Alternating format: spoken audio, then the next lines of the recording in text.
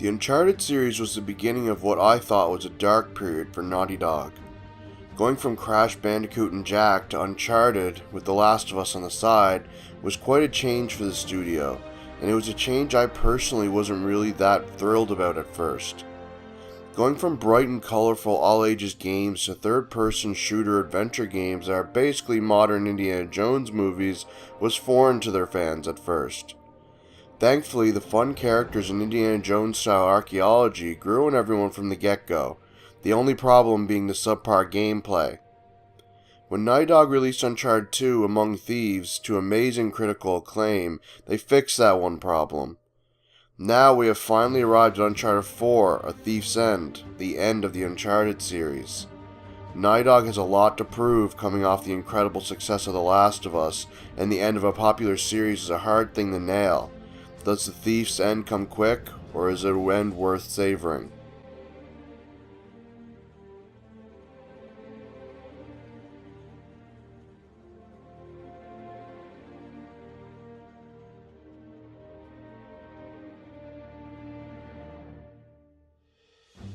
Uncharted 4 actually starts its journey all over the globe in multiple ways.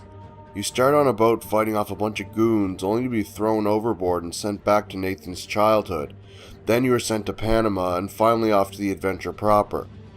All this globe-trotting and time-jumping serves a very important purpose, to build a character that wasn't even mentioned in the previous games.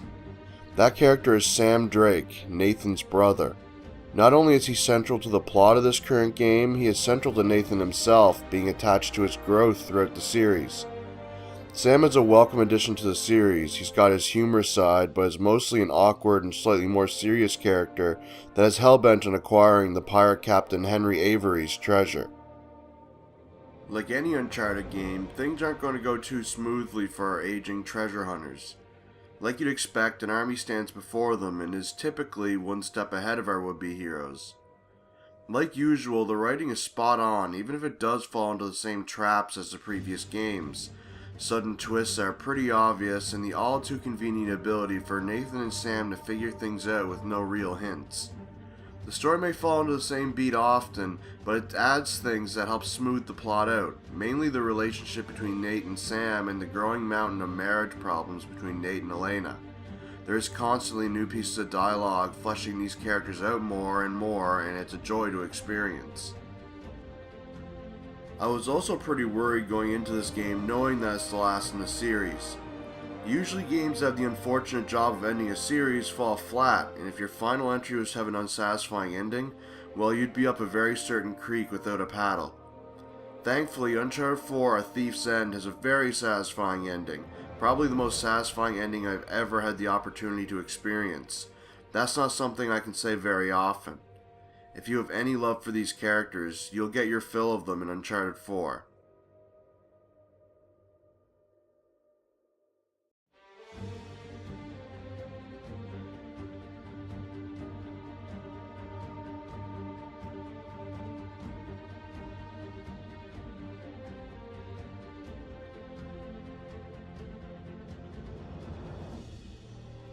Uncharted games have always been classified as action-adventure games. I've always classified them as third-person shooters. In Uncharted 4, however, they have finally managed to sneak into the action-adventure genre for me personally. You still kill an army of goons with various standard firearms, but this game is much happier giving you platforms to jump to and things to climb, which I'm all for, if the climbing is any good. Climbing in the previous games was fairly slow and kind of silly looking in the end, as you'd mostly be jumping up things to speed things up. This time around, the climbing is much smoother and the environment is designed in such a way that if you don't find yourself foolishly jumping up ladders and along edges to speed things up. Not only is climbing smoother, moving around and hopping over cover has been significantly improved. Nathan has never felt better to control, and it makes the game that much more enjoyable. Besides jumping and monkeying around, Nathan does know his way around a firearm. Shooting is mostly the same, but the crosshair and aiming is better than it used to be, especially Uncharted 3's, which was off for some odd reason, and blind fire is actually useful now. Guns themselves haven't really changed a lot, but they're still fun to use. Although if you are really skilled, a lot of the encounters can actually be completed by stealth. Not only that, but enemies can actually lose track of you in combat, allowing you to mix it up, making firefights way more dynamic than ever. Not to mention you can hide in tall grass, just like in Assassin's Creed, which is pretty neat. Of course, this new focus on stealth isn't without its bits of stupidity, but what stealth game is free of those? Sometimes enemies don't recognize bodies. I've had plenty of instances where enemies were staring right at the corpse of their dead friend and they continued on like usual. Also, enemies don't notice you right away. A meter above their head fills up as they see you until they eventually start to confront you. This can be abused because if the bar doesn't fill up until it turns yellow, the enemy won't actually go and investigate, which can lead to some silly moments. Uncharted 4 hides a few other new features that are implemented rather well, even if some do seem a little silly. One of these new features, the vehicles, are actually pretty fun to use, and to actually give them a purpose, there are some pretty large areas to explore, especially the Madagascar vehicle segment. This inclusion of large areas has actually been worked into the basic gameplay as well. There were plenty of moments where I made it to my destination only to look back and see that there were plenty of ways for me to make it here, and there were little places I've missed. These large areas are home to beams with ropes wrapped around them that are an indicator that you can use your new grappling hook, which lets you swing around environments. Not only is the rope used for traversal, it can be used in some combat scenarios as well. It just adds to the movie-like quality the combat now has, as the hand-to-hand combat has been improved and flows together better. If you jump off a ledge above an enemy, you'll take them down with a jumping punch. If you punch an enemy behind cover, Nathan will slide over and kick them. And if you knock out an enemy with melee and you don't have a weapon, Nathan will grab theirs. The other new feature that really stands out isn't really used that often, and you don't even get it until late in the game. It's a dagger that lets you latch onto certain walls, and while it's fun to use, it's really strange that this special wall is only in very specific spots. Overall, this is by far Naughty Dog's best playing game, and I don't think it's far off from being the best playing third-person shooter game I've played in a long time.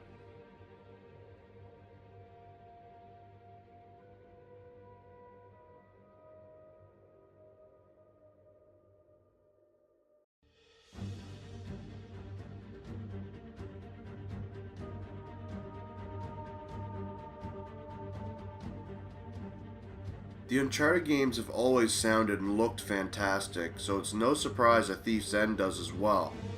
What is surprising is that it's probably the best looking game I've played, even better looking than The Order. The real impressive part about it is the scale of the game and the fact that areas are much more open now.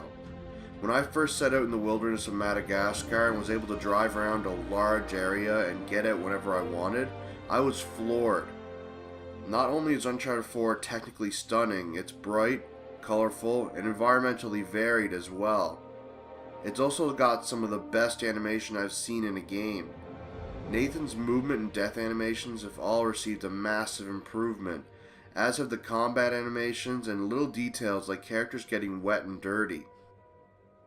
From an audio point of view, the music remains as enjoyable as it usually is, with the theme still being one of my favorites. The returning cast does the same amazing job they always have done, and the new characters are also incredibly well voiced and acted. Sam is a standout, as is Rafe. This game has both Nolan North and Troy Baker in 2 starring roles. It's pretty stunning.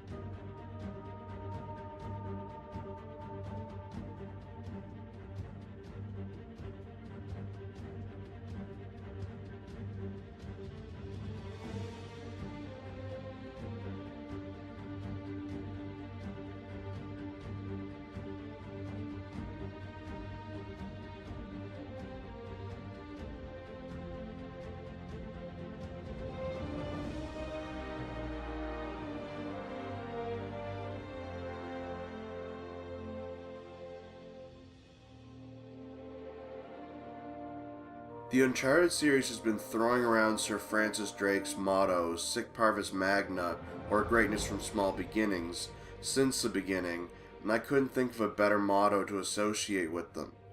What started out as a humble Indiana Jones-like adventure with great characters, a good plot, and subpar gameplay has essentially become the face of PlayStation in recent years.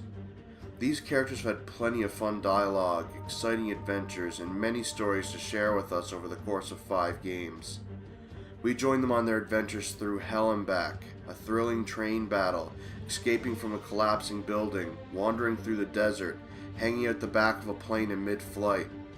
Nathan and his friends have been through so much, and we've been with them every step of the way. I can't think of a better way to see them off, and we've all know they've had a good run. Uncharted 4: Thief's End is everything the previous games were and more. Amazing visuals, vastly improved combat, thrilling platforming, an excellent story, stunning locales, and an exciting adventure. If you own a PlayStation 4, you might want to look this game's way if you haven't already. If you haven't, join us in paradise.